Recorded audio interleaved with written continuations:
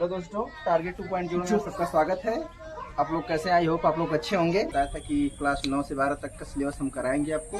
तो आज हमारा स्टडी का पहला दिन है और समय की विलंबता न करते हुए आज हम स्टडी को कंप्लीट कराना चाहेंगे।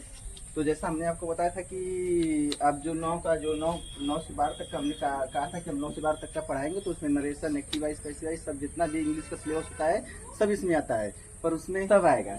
पर ये है कि इससे पढ़ने से पहले जो भी हमारा नरेशन हुआ, एक्टिव स्पेसिवाइज हुआ, कुछ भी अगर पढ़ने से पहले हमको सबसे पहले टेंस पढ़ना होगा, क्योंकि हमें जब टेंस पता नहीं रहेगा तो हम उसे आगे नहीं पढ़ पाएंगे। तो समय की विलंबता न करते हुए आइए हम सबसे पहले टेंस पढ़ेंगे। तो टेंस क्या है? टेंस की हिंदी क्या होती है? टेंस यानी कि होता है काल। टेंस हम काल को करते हैं, काल। अब जब टेंस काल को करते हैं, काल किसे करते हैं? काल हम समय को करते हैं, समय को करते हैं। टेंस यानी काल, काल यानी समय। लेकिन हम समय किसे कहते हैं? तो किसी काम को करने के लिए हमें समय की आवश्यकता पड़ेगी। जाहिर सी बात है कि हम कोई भी काम करेंगे तो उसमें हमें समय लगेगा। जब हमें समय लगेगा तो उसी को हम टेंस यानी काल, वही समय कहेंगे। जाहिर सी बात है कि अगर कोई भी काम हम करेंगे और सपोज दैट हम यहाँ से वहाँ जा रहे हैं तो उसमें समय लग रहा है। जब समय लगेगा उसी को हम टेंस कहेंगे। ये कितने प्रकार के होते हैं? टेंस 3 प्रकार के होते हैं। कौन कौन? पहला है प्रेजेंट टेंस, दूसरा पास्ट टेंस और तीसरा प्रेजेंट टेंस। प्रेजेंट टेंस की हिंदी होती है वर्तमान काल, और पास्ट टेंस की जो हमारी हिंदी होती है वो होती है भूतकाल, और जो हमारा फ्यूचर टेंस की हिंदी होती है भविष्य काल। अब सबसे बड़ी बात है कि जो हमारा टेंस कितने प्रकार के होते हैं? 3 प्रकार के होते हैं। कौन कौन? प्रेजेंट टेंस, पास्ट टेंस और फ्यूचर टेंस। प्रेजेंट टेंस जो हमारा होता है 4 भागों में बांटा गया है, और पास्ट टेंस भी हमारा 4 भागों में बांटा गया है, और फ्यूचर टेंस भी हमारा 4 ही भागों में बांटा गया। तो जो भी हमारा पहला टेंस है प्रेजेंट टेंस, जो हमारा 4 प्रकार के होते हैं। पहला होता है प्रेजेंट इंडेफिनिट, दूसरा होता है प्रेजेंट कंटीन्यूअस, तीसरा होता है प्रेजेंट परफेक्ट, चौथा होता है present perfect continuous tense.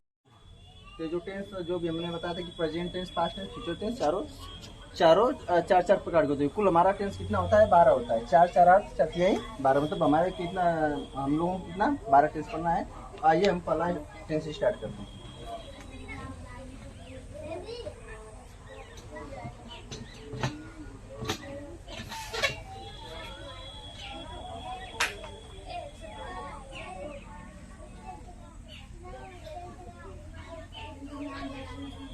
Present tense.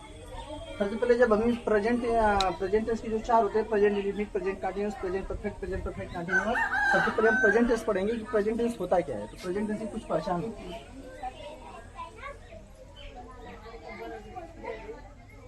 कैसे पहचानेंगे कि प्रेजेंट टेंस? जो भी प्रेजेंट टेंस की पहचान है कि हिंदी वाक्य के अंत में है, हूँ, हो आए तथा उसमें क्रियाएं न हो। हिंदी वाक्य के अंत में है,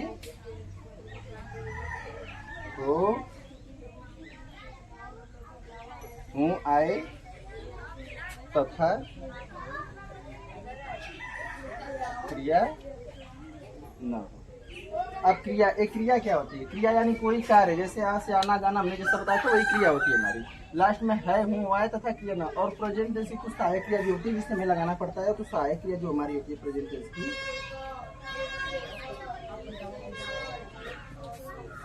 इज, एम, आर, यही होती है। आप सबसे पहले कि हम इज का प्रयोग कब करेंगे, एम का प्रयोग कब करेंगे, और आर का प्रयोग कब करेंगे, ये हमें जानते हो। देखिए, इज का प्रयोग ही, सी, इट तथा नाम, इतना, इन सब के साथ हम इज का प्रयोग करेंगे। और जो आई अगर आ जाएगा, जहाँ आई की बात होगी वहां पे एम लगाएंगे। और वी,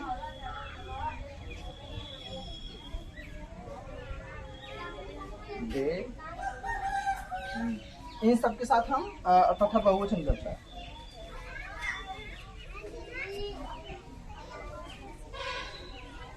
तथा बहुवचन कर्ता के साथ हम आर का प्रयोग करेंगे। तो जो भी हमारी पहचान हमको पता चल गया, साइकिल भी पता चली। और जो हमारा के आप आगे बढ़ो।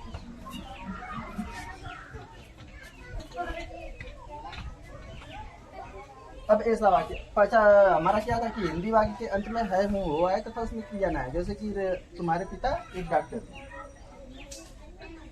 एग्जाम्पल।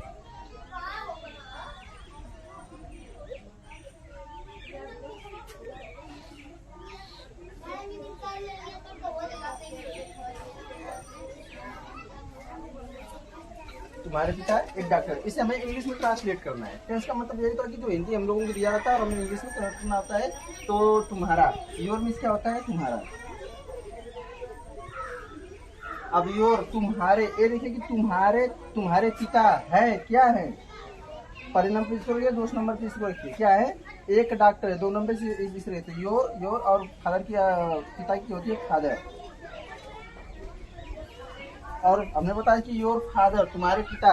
तो जाहिर सी बात है किसी के पिता होंगे तो एक ही होंगे, और इसलिए जब हमने बताया था कि अगर एक क्वेश्चन करता रहेगा तो हम इज लगाएंगे। तो योर फादर इज, और ए जो ए है और डॉक्टर है, तो ए का एक ए हो जाएगा और डॉक्टर यानी doctor. Your father is a doctor, क्या है? तुम्हारे पिता एक डॉक्टर है। और सपोज दैट हमने दूसरा वाक्य ले लिया कि राम बाजार में,